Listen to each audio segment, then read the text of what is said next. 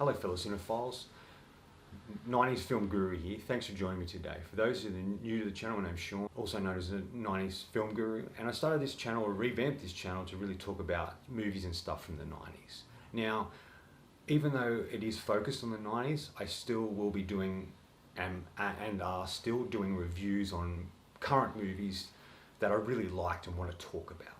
And today's film is definitely one of those. Today I'm reviewing Paul Schrader's new film, Master Gardener. The film follows the story of meticulous horticulturalist Neville Roth, played by Joel Edgerton.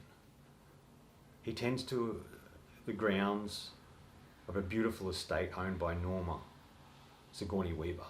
When he is asked by Norma to look after her grandniece, Maya, played by Quintessa Swindle, his world is kind of shaken upside down and things from his past start to emerge about how he's working through that and trying to continually be the person he's built himself to be.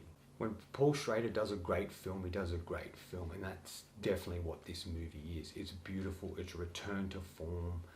I thought Card Counter was okay, but this film is much better. And it is apparently part of a unlinked trilogy with First Reform, Card Counter and this.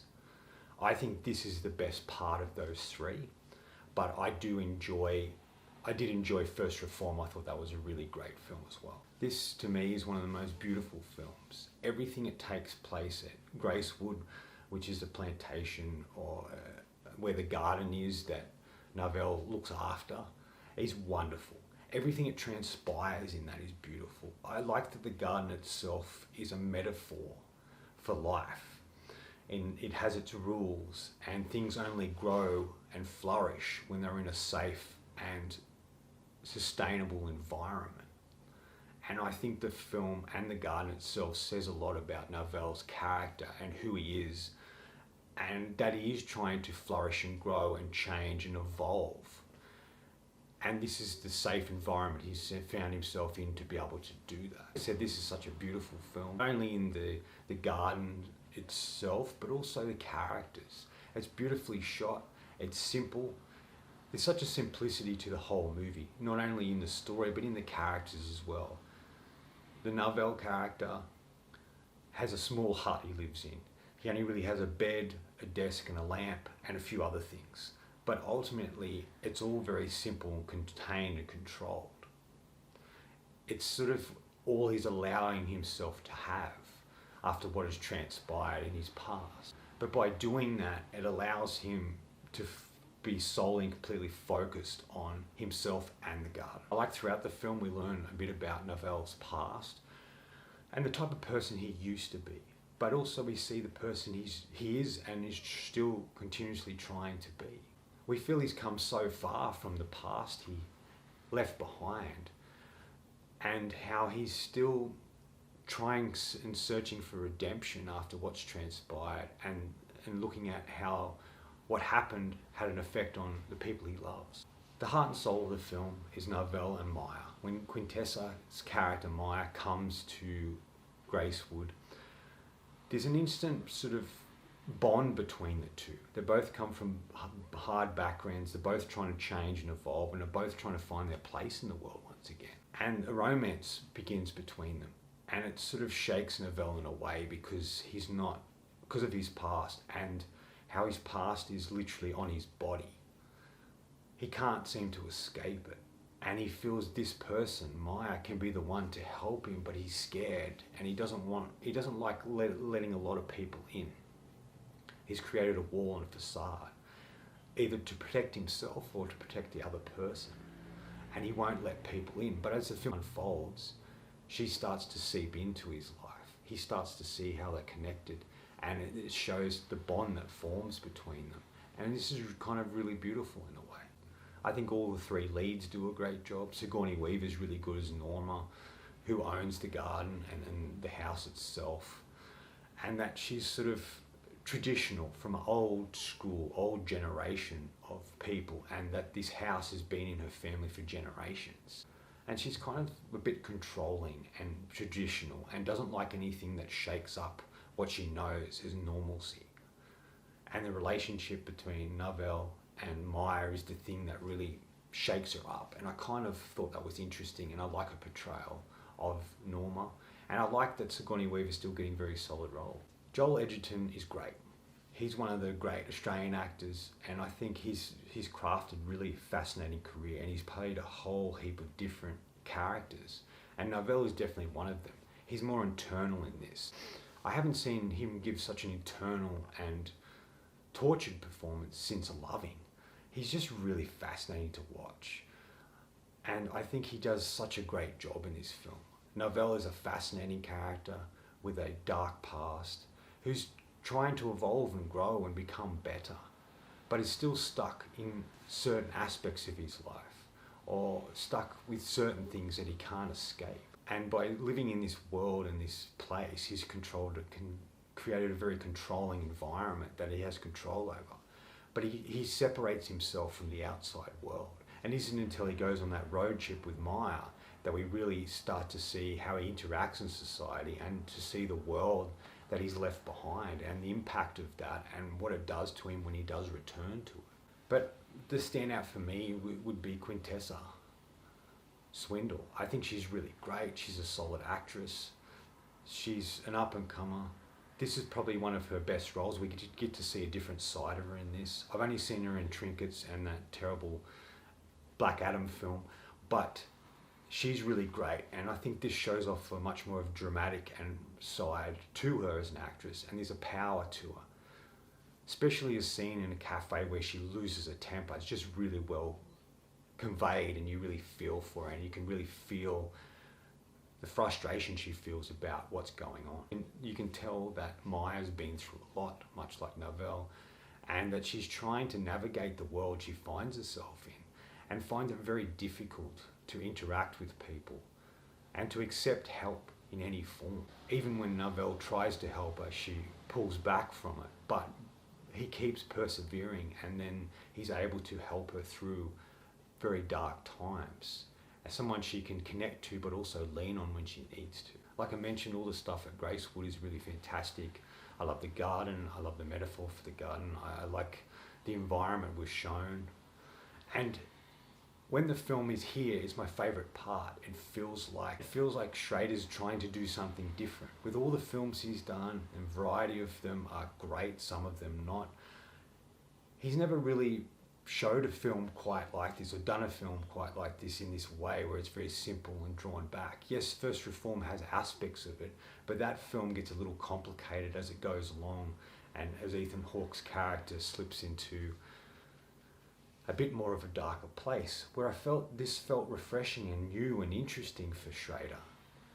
And then when we left it, because we had to go on this journey because of the relationship between Novell and Maya, and how Norma doesn't like it, and it's like they go on this journey that's physical but also mental.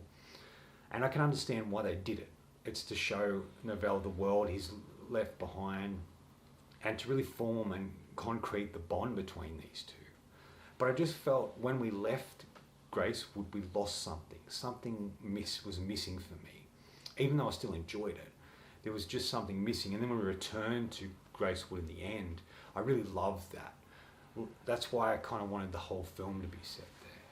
There is moments in the film that are normal and grounded, but there's one particular scene that takes place on a road. They're driving, they start to hear noises, and it's like a garden appears. Now, I don't know if that's due to what's transpiring in the scene before, or if it's a dream or what, but it's kind of so different from everything else. But I kind of love that because it feels so magical in a way. Like the world, we can still see the world as in magical, even when it is so grounded and heavy in what's happening in the world or with people in their own life. There's something beautiful about this master gardener that really connects to me. I connect to the character in a way.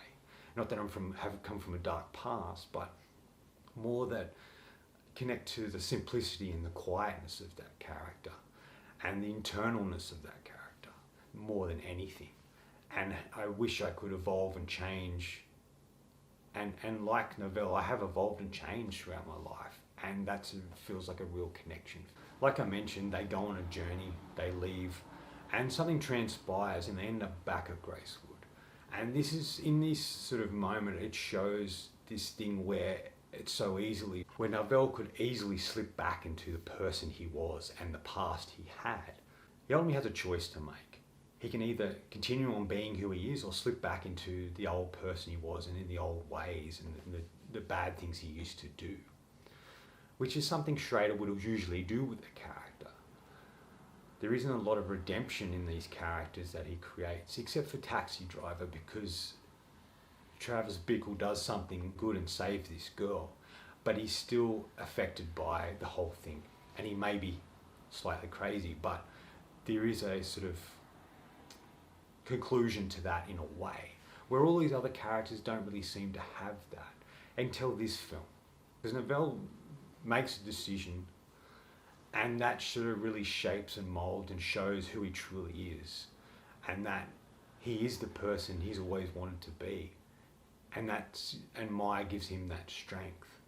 And I kind of liked that because it felt different. There is a redemptive quality to this character and a much more of a conclusion to that than we've had in Schrader's previous movies.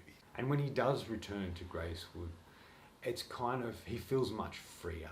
He feels much more comfortable in his own skin, much more comfortable in his decisions and knowing what he really wants, and goes after it without fear or worry. And for the first time feels like he's finally redeemed part of who he is. I read an interview with Paul Schrader, and based on one particular festival, they refused to show his film because they felt it just touched lightly on racism rather than addressing it, and felt that audiences wouldn't be accepting of this and chose not to show the movie. While this is a part of the film, I don't think it's completely what the film's about. Yes, it does have elements of racism and touches on them in small ways, but I don't think that's completely what the film's about. It's about redemption and growth and flourishing and acceptance and transformation in a lot of ways. And yes, he does lightly touch on this racism aspect, but it serves a purpose, but not the whole purpose of the film. And I'm sure if he tried to address this, he may have upset people anyway. And people may not like the aspect he's done. But everything he did in this film was touching on something rather than going to real depth about it, because his main focus was about redemption and transformation. The film is very subtle in places and others not. And that kind of gives it a kind of nice flow. It's very inviting and intriguing and engaging. And some might find it boring, but I was just so immersed in what he was creating that I didn't really take any notice because I was so in the film. In the end, I found this film very fascinating and definitely one of Schrader's best films. Like I said, his return to form. There's something I really connected to with the Navell character and the world we're introduced, and really felt like it inspired me to change and grow and learn as well, and to not so much seek redemption, but to kind of evolve and flourish in my own life. And I really like that aspect to it. Has some really interesting ideas and concepts. Gracewood is beautiful. The garden is such a great metaphor for life and the story itself. And there's just something I was really drawn to in regards to this film. I don't think it's going to be for everyone. Fans of Paul Schrader might get a lot out of it. And if you like something that is dealing with the concept of redemption, you may enjoy this as well. Anyway, that's all from me today. Thanks for watching. I hope you enjoyed this video, and if you did, please hit subscribe down the bottom. Follow me on Letterboxd and Facebook. Otherwise, until next time, enjoy the movies.